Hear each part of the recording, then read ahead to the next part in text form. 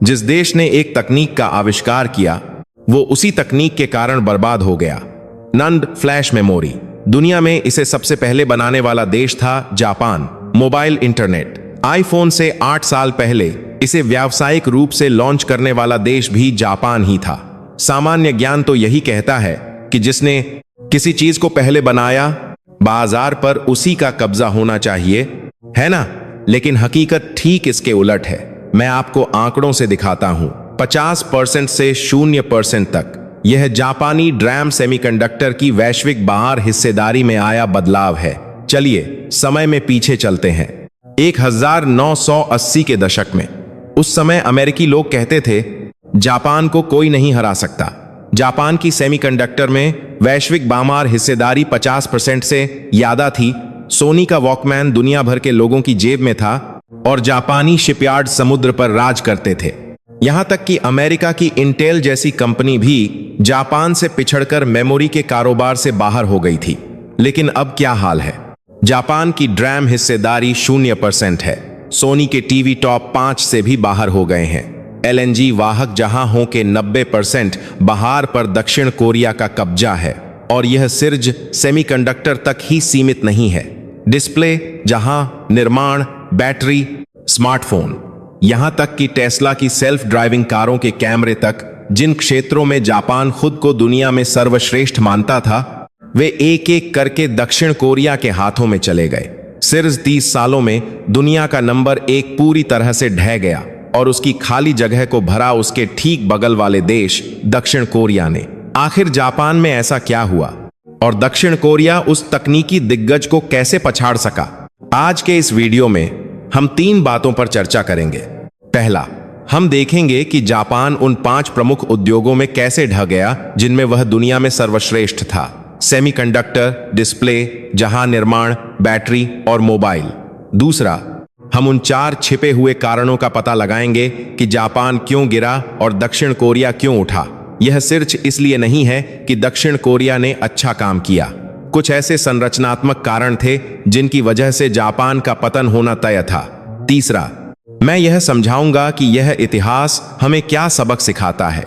चाहे कोई कंपनी हो या व्यक्ति, अगर हम यह जान लें कि नंबर 1 कैसे गिरता है तो हम भी वही गलतियां करने से बच सकते हैं। तो चलिए शुरू करते हैं। विश्लेषण में जाने से पहले अगर आपने अभी तक सब्सक्राइब नहीं किया है तो कृपया अभी सब्सक्राइब बटन दबाएं। हम नियमित रूप से ऐसी आर्थिक कहानियां लाते रहते हैं। सबसे पहले मैं आपको दिखाता हूं कि जापान का पतन कितना चौंकाने वाला था। यह सिर्फ एक प्रतियोगिता में हारना नहीं था, यह पूरी तरह से विनाश था। 1979 में हार्वर्ड विश्वविद्यालय के प्रोफेसर एजरा वोगेल ने एक किताब लिखी। शीर्षक था जापान एज नंबर 1। इसका मतलब था कि जापान दुनिया में नंबर 1 है। उस समय यह किताब अमेरिका में बेस्ट सेलर बन गई। अमेरिकी लोग कह रहे थे कि उन्हें जापान से सीखना चाहिए। उस समय जापान कितना महान था। सोनी के वॉकमैन ने दुनिया भर के लोगों की जीवन शैली बदल दी और तोशिबा और एनआईसी ने सेमीकंडक्टर बाहर पर कब्जा कर लिया। जापानी शिपयार्ड ने दुनिया के समुद्रों पर राज किया। यहां तक कि अमेरिका का गौरव इंटेल भी जापान से इतना पिछड़ गया कि उसने मेमोरी का कारोबार छोड़कर सीपीयू की ओर रुख कर लिया। लेकिन अब जापान का क्या हाल है? चलिए एक एक करके देखते हैं। सेमीकंडक्टर। 1980 के दशक में वैश्विक बाहर हिस्सेदारी 50% से अधिक थी और अब ड्रैम हिस्सेदारी 0% है। 0%। जापान में एक भी कंपनी नहीं है जो ड्रैम बनाती हो। डिस्प्ले। सोनी के ट्रिनिट्रॉन टीवी ने दुनिया भर के लिविंग रूम पर राज किया और अब सोनी की टीवी हिस्सेदारी 5% तक गिर गई है और यह टॉप 5 में भी नहीं है।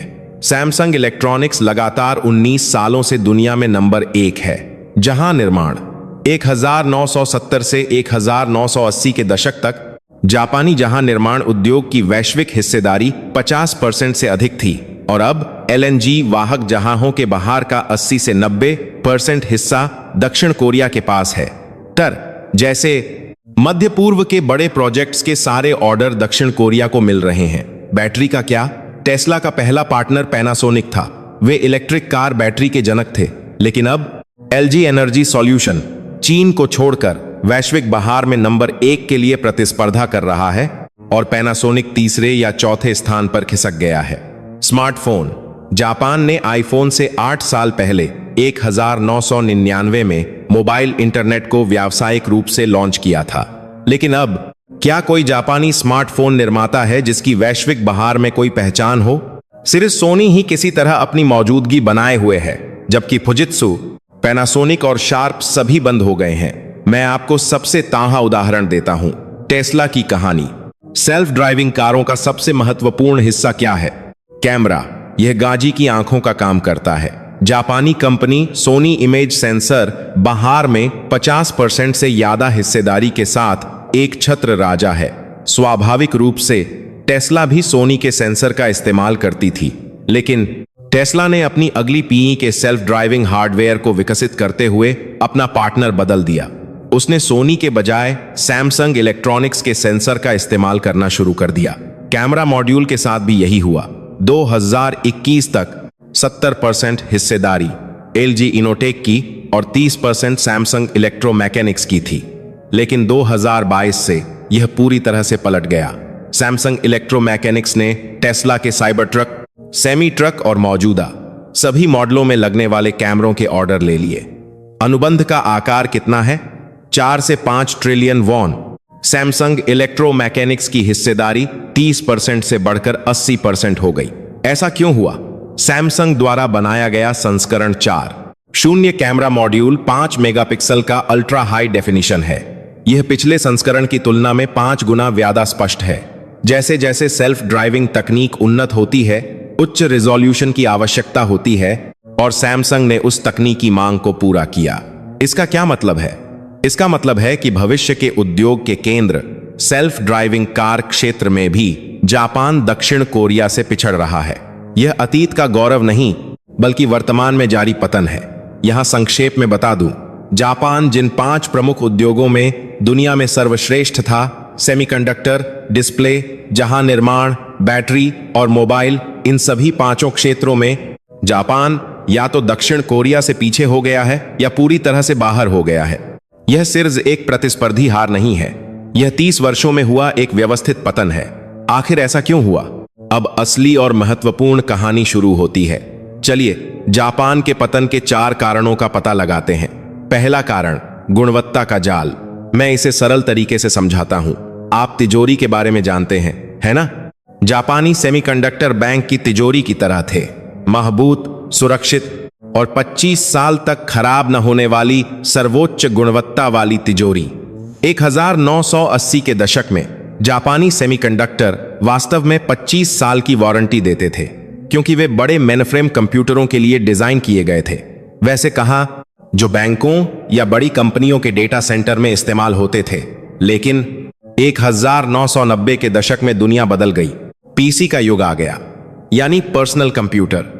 क्या पीसी की मेमोरी को 25 साल की वारंटी की जरूरत है? नहीं। वैसे भी 3 से 5 साल इस्तेमाल करने के बाद लोग नया कंप्यूटर ले लेते हैं। बाहर को 25 साल की वारंटी वाली तिजोरी नहीं चाहिए थी, उसे 3 साल तक चलने वाला एक सस्ता लॉकर चाहिए था। एक उदाहरण देता हूं। जापान एक मिशेलिन स्टार फ्रांसीसी रेस्टोरेंट जैसा था। बेहतरीन सामग्री, बेहतरीन शेफ, एक प्लेट 50 वॉन की। यह सच में स्वादिष्ट था, लेकिन क्या ग्राहक हर दिन 50 वॉन का खाना खा सकते हैं? सैमसंग इलेक्ट्रॉनिक्स ने एक स्नैक बार खोला, टॉपोकी किम्बाप रेमन, एक भोजन 5 वॉन का। यह मिशेलिन स्टार रेस्टोरेंट जितना शानदार नहीं था, लेकिन यह स्वादिष्ट, सस्ता और जल्दी मिलता था। ग्राहक हर दिन आ सकते थे। बाहर ने किसे चुना? स्नैक बार को। पीसी बाजार में विस्फोट हुआ और सैमसंग इलेक्ट्रॉनिक्स ने उचित गुणवत्ता वाले उत्पादों की बड़ी मात्रा में सस्ती आपूर्ति करके बाहर पर कब्जा कर लिया। जापान अब भी मिशेलिन स्टार रेस्टोरेंट पर अड़ा रहा। ग्राहकों की संख्या कम होने के बावजूद वे कहते रहे, हम सर्वश्रेष्ठ हैं। यही है गुणवत्ता का जाल। वे इतनी अच्छी गुणवत्ता के कारण ही बर्बाद हो गए। उन्होंने वह नहीं दिया जो बार चाहता था, बल्कि उसी पर आहे रहे जिसमें वे अच्छे थे। आपने जापानी शिल्प कौशल मोनोजुकुरी के बारे में सुना होगा, किसी चीज को उसकी अंतिम सीमा तक उत्तम बनाने की भावना। यह जापान का गौरव था, लेकिन डिजिटल युग में यह एक जहर बन गया। डिजिटल युग में गति ही सब कुछ है। जल्दी बनाना, जल्दी बाहर में उतारना, फीडबैक लेना और जल्दी सुधार करना महत्वपूर्ण है। लेकिन जापान तब तक कोई उत्पाद लॉन्च नहीं करता था जब तक वह पूरी तरह से उत्तम न हो जाए। इस वजह से वे बाहर के बदलाव की गति के साथ तालमेल नहीं बिठा पाए। दूसरा कारण, निवेश के समय में चूक। यह वास्तव में निर्णायक था। सेमीकंडक्टर उद्योग एक अजीब उद्योग है। आपको मंदी के दौरान निवेश करना होता है ताकि आप तेजी के दौरान पैसा कमा सकें। क्यों? क्योंकि एक सेमीकंडक्टर फैक्ट्री बनाने में 2 से 3 साल लगते हैं। अगर आप तेजी के दौरान फैक्ट्री बनाना शुरू करते हैं तो जब तक वह बनकर तैयार होगी तब तक मंदी आ चुकी होगी, तब आप बर्बाद हो जाएंगे। इसीलिए सेमीकंडक्टर में आप मंदी में निवेश करते हैं और जब तेजी आती है तो आप उस फैक्ट्री में उत्पाद बनाकर पैसा कमाते हैं। यह समय का खेल है। लेकिन जापानी कंपनियां मंदी आने पर निवेश कम कर देती थीं। क्यों? क्योंकि 1990 के दशक के आर्थिक बुलबुले के फटने के बाद जापानी प्रबंधन डर गया था। वे सोचते थे, अगर हमने गलत निवेश किया और कंपनी डूब गई तो हमें जिम्मेदारी लेनी होगी। इसीलिए वे सुरक्षित रास्ता अपनाते थे। बैठकें और बैठकें, रिपोर्टें और रिपोर्टें। निर्णय लेने में देरी होती रही और वे निवेश का सही समय गंवा बैठे। सैमसंग इलेक्ट्रॉनिक्स ठीक इसके विपरीत था। मंदी आने पर वे निवेश बढ़ाते थे। इसे विपरीत निवेश कहते हैं। जब दूसरे डरकर सिकुड़ रहे थे, सैमसंग और 11 फैक्ट्रियां बना रहा था। यह कैसे संभव हुआ? क्योंकि वहां मालिक प्रबंधन प्रणाली थी। जब चेयरमैन ली कुन ही ने फैसला कर लिया तो उसे तुरंत लागू किया जाता था। अरबों डॉलर के निवेश का फैसला कुछ हफ्तों में हो जाता था। जब जापानी कंपनियां बैठकें कर रही थीं और रिपोर्टें लिख रही थीं, तब सैमसंग पहले से ही फैक्ट्री की नींव खोद रहा था। इसे बैंक के उदाहरण से समझौता हूं। जापानी कंपनियां एक बड़े बैंक की तरह थीं। एक कण को मंजूरी देने के लिए क्लर्क, मैनेजर, निदेशक, कार्यकारी, उपाध्यक्ष और अध्यक्ष सभी की मंजूरी लेनी पड़ती थी। यह सुरक्षित था, लेकिन बहुत धीमा। जब तक फैसला होता, मौका हाथ से निकल चुका होता। सैमसंग इलेक्ट्रॉनिक्स एक निजी वित्तीय कंपनी की तरह थी जिसे अध्यक्ष खुद चलाता था। जब अध्यक्ष कहता यह करो तो यह तुरंत हो जाता था। बेशक इसमें जोखिम था। अगर कुछ गलत होता तो बड़ा नुकसान हो सकता था, लेकिन गति तेज थी। वे मौका आने पर उसे चूकते नहीं थे। मैं आपको एक वास्तविक उदाहरण देता हूं। जापान ने अपने गिरते ड्रैम उद्योग को बचाने के लिए 1999 में एक राष्ट्रीय परियोजना शुरू की। उन्होंने एनआईसी, हिताची और मित्सुबिशी के ड्रैम व्यवसायों को मिलाकर एल्पिडा मेमोरी नामक एक कंपनी बनाई। इसे हिनोमारू सेमीकंडक्टर या राइजिंग सन फ्लैग सेमीकंडक्टर कहा जाता था। उन्होंने इस पर अपना राष्ट्रीय गौरव दांव पर लगा दिया था। इस पर अपना राष्ट्रीय गौरव दांव पर परिणाम क्या हुआ? 2008 में वैश्विक वित्तीय संकट आया। लेहमैन ब्रदर्स का पतन, मांग गिर गई और मेमोरी की कीमतें धड़ाम हो गईं।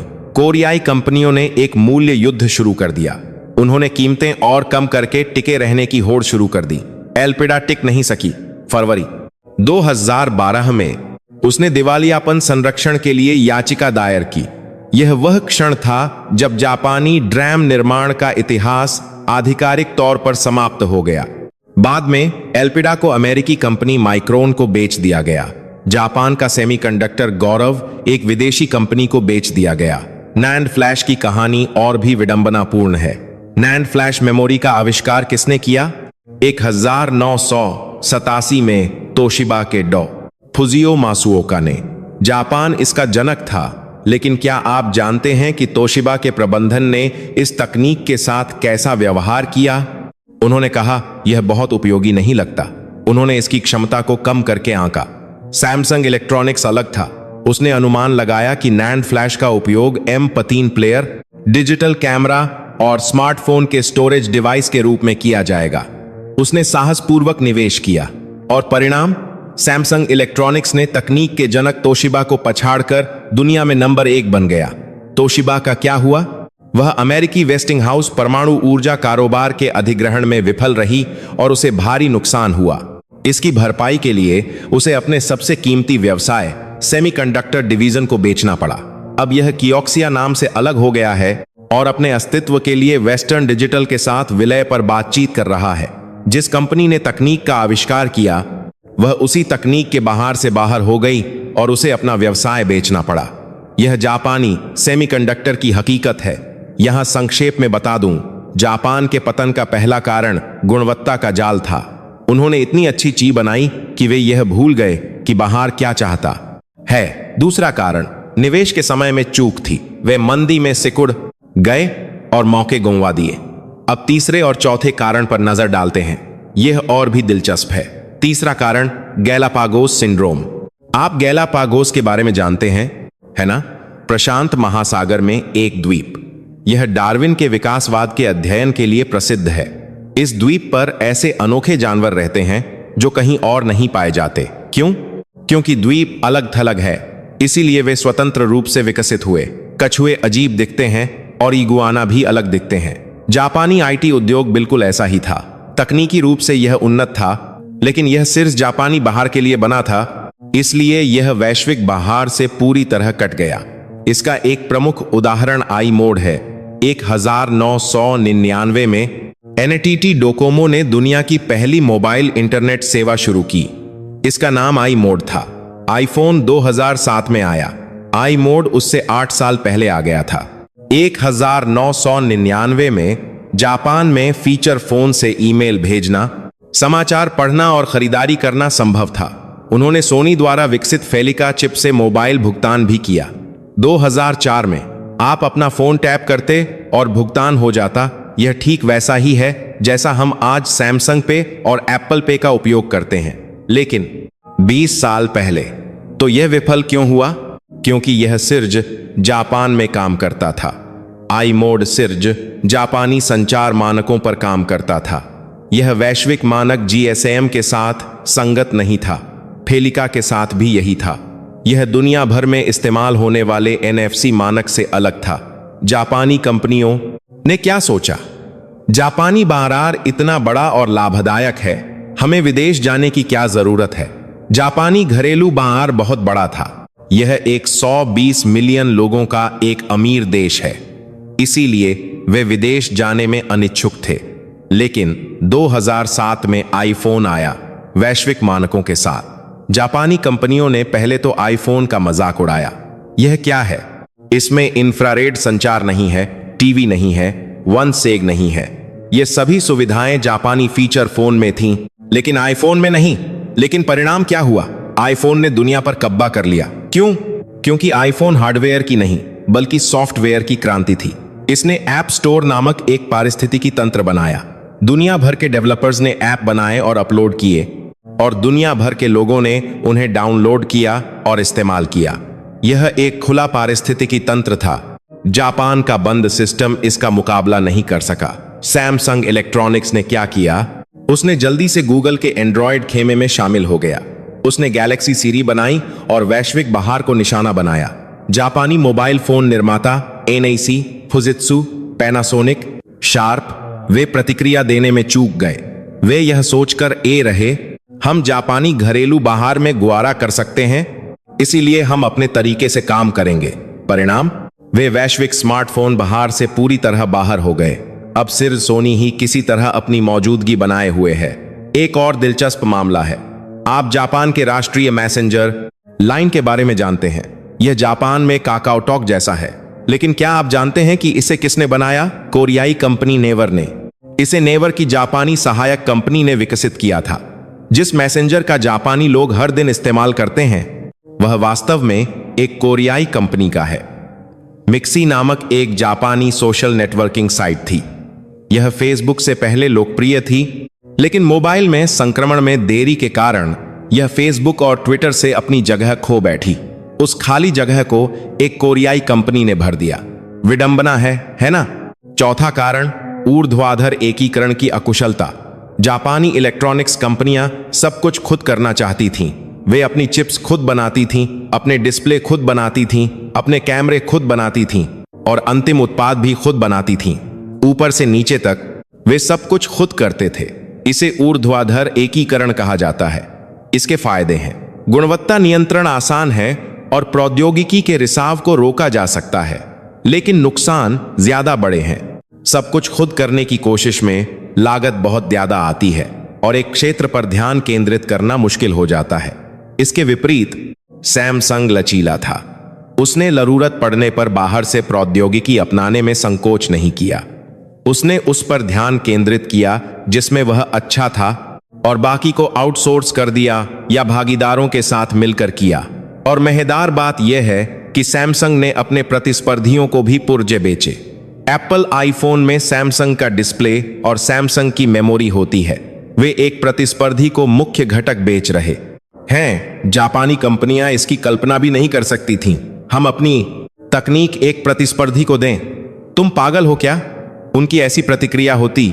लेकिन सैमसंग ने सोचा, हम पुर्जे बेचकर पैसा कमाएंगे और हम अंतिम उत्पाद में भी प्रतिस्पर्धा करेंगे। इसे पिलीवा की दुकान के उदाहरण से समझाता हूं। जापानी इलेक्ट्रॉनिक्स कंपनी एक ऐसी पिलीवा की दुकान है जो आटे के खेत से लेकर डिलीवरी तक सब कुछ खुद करती है। वे गेहूं उगाते हैं, पनीर बनाते हैं, टमाटर सॉस बनाते हैं, ओवन बनाते हैं, पिल्सा बनाते हैं और खुद डिलीवरी करते हैं।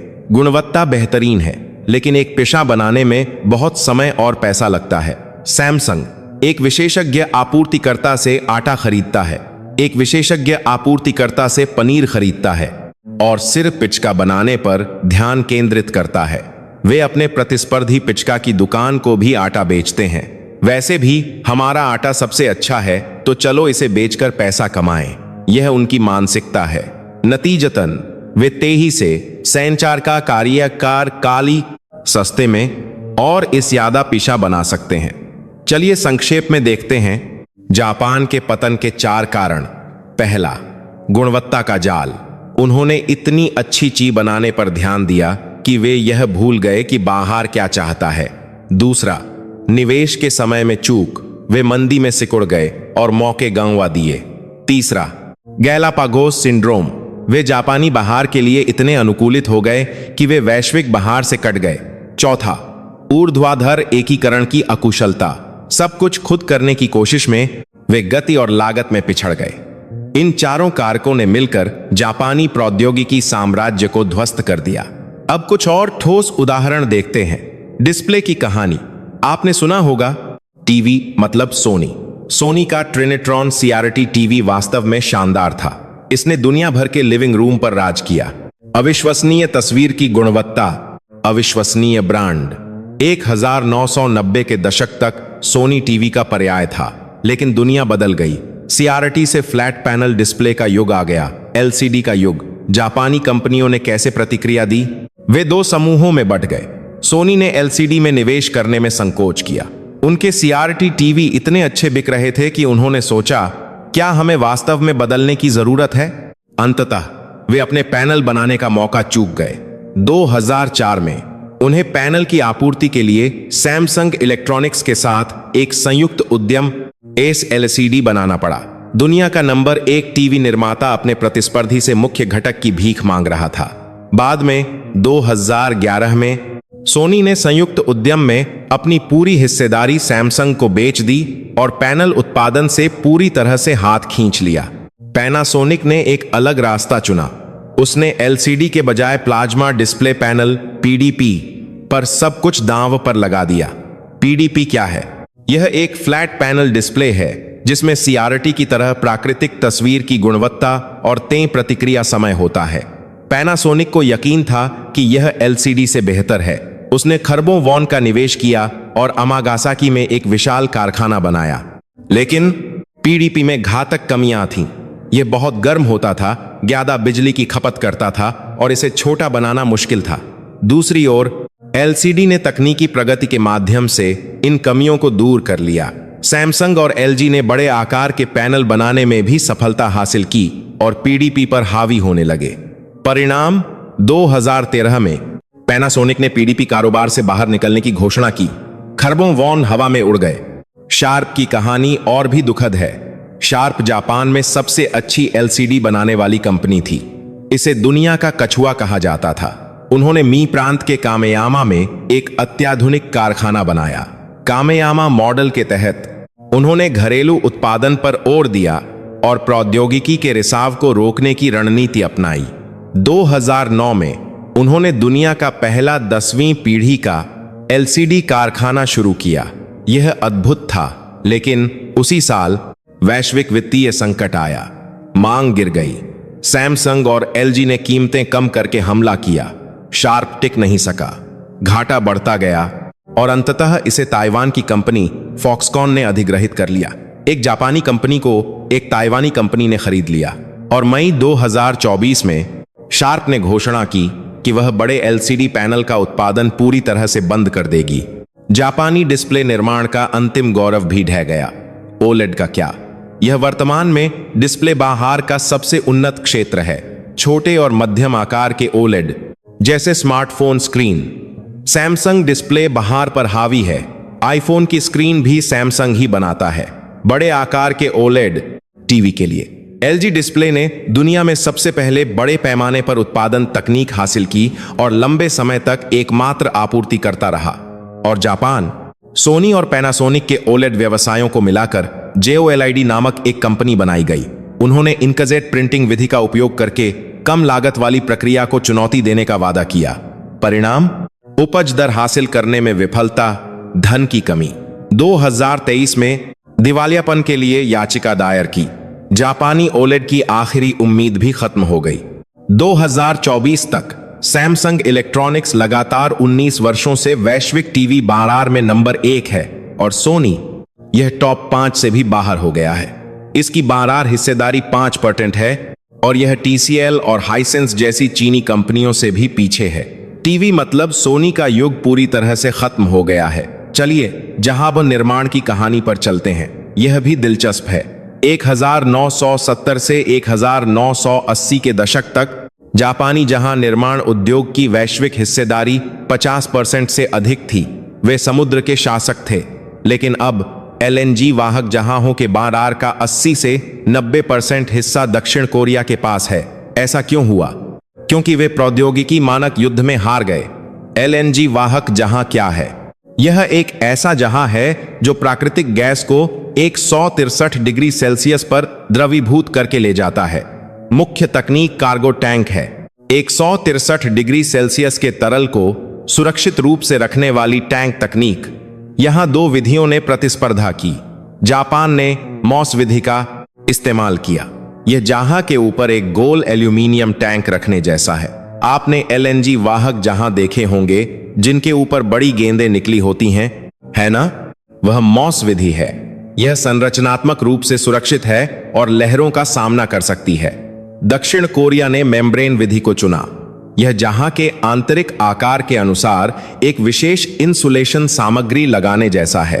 वे जहाज के आकार का ही टैंक बनाते हैं। कौन सा बेहतर है? मैं एक उदाहरण से समझाता हूं। जापानी मॉस विधि एक सूटकेस के अंदर एक गोल थर्मस रखकर ले जाने जैसी है। थर्मस मजबूत है, इसलिए यह सुरक्षित है, लेकिन सूटकेस में जगह बर्बाद होती है ना? गोल थर्मस के चारों ओर खाली जगह बच जाती है।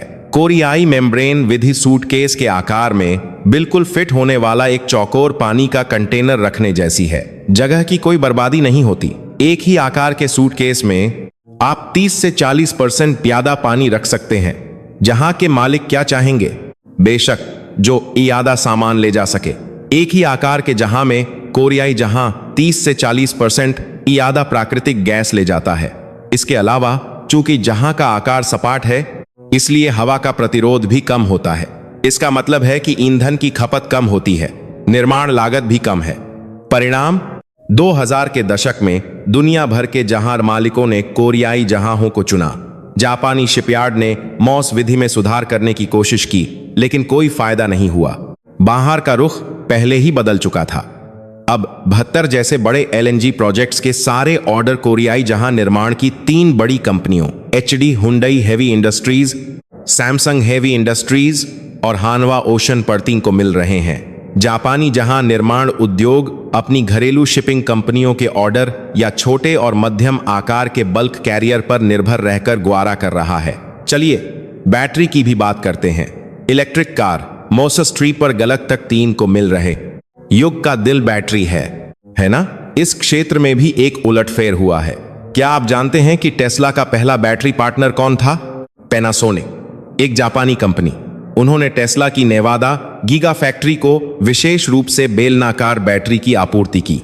वे शुरुआती इलेक्ट्रिक कार बम्हार के राजा थे, लेकिन पैनासोनिक रूढ़िवादी था। जब टेस्ला ने कहा और फैक्ट्रियां बनाओ, कीमतें कम करो, तो पैनासोनिक ने कहा हमें इस पर और सोचना होगा। उन्होंने निवेश करने में संकोच किया। यह जापान की खासियत सावधानी है, लेकिन यही उनकी राह का रोड़ा बन गया। एलजी एनर्जी सॉल्यूशन ठीक इसके विपरीत था। उसने आक्रामक रूप से निवेश किया। उसने जीएम, हुंडई मोटर, फॉक्सवैगन जैसी दुनिया भर की कार कंपनियों के साथ संयुक्त उद्यम बनाए और फैक्ट्रियां खड़ी की। उसने पाउच प्रकार, बेलनाकार प्रकार जैसी विभिन्न बैटरियों का विकास किया और ग्राहकों की जरूरत के अनुसार रणनीति अपनाई। निर्णायक रूप से जब एलजी एनर्जी सॉल्यूशन ने टेस्ला की शंघाई चीन की फैक्ट्री को बैटरी की आपूर्ति शुरू की, तो पैनासोनिक का एकाधिकार टूट गया और अब चीन को छोड़कर वैश्विक बाजार में एलजी एनर्जी सॉल्यूशन नंबर 1 के लिए प्रतिस्पर्धा कर रहा है। पैनासोनिक तीसरे या चौथे स्थान पर खिसक गया है। अगली पीढ़ी की 4680 बैटरी की दौड़ में भी यही हो रहा है। यह टेस्ला के नेतृत्व वाला एक नया मानक है। पैनासोनिक लगातार बड़े पैमाने पर उत्पादन में देरी कर रहा है। एलजी एनर्जी सॉल्यूशन अपने ओचांग कारखाने में लाइनें स्थापित कर रहा है और उत्पादन की तारीख को आगे बढ़ा रहा है। वे गति की लड़ाई में फिर से पिछड़ रहे हैं। इस बिंदु पर चलिए एक ऐतिहासिक तुलना करते हैं। जापान का पतन, क्या यह आपको एक जाना पहचाना पैटर्न नहीं लगता? वास्तव में ऐसा इतिहास में बार बार हुआ है।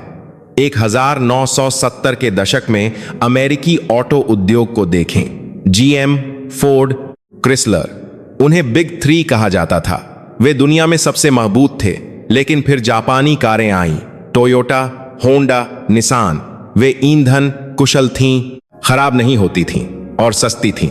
अमेरिकी बिग थ्री ने कैसे प्रतिक्रिया दी? जापानी कारें, वे खिलौने हैं। उन्होंने उनका माक उड़ाया। वे बड़ी शक्तिशाली कारों के बारे में सोचते थे।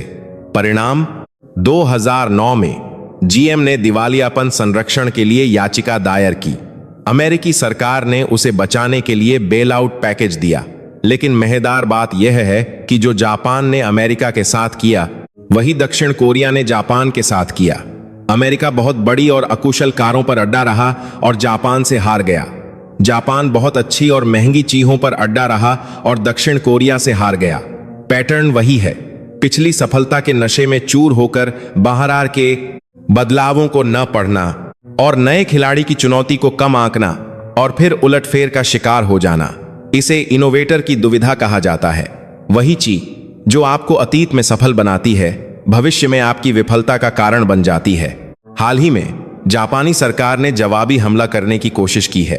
उन्होंने रैपिडस नामक एक कंपनी बनाई है।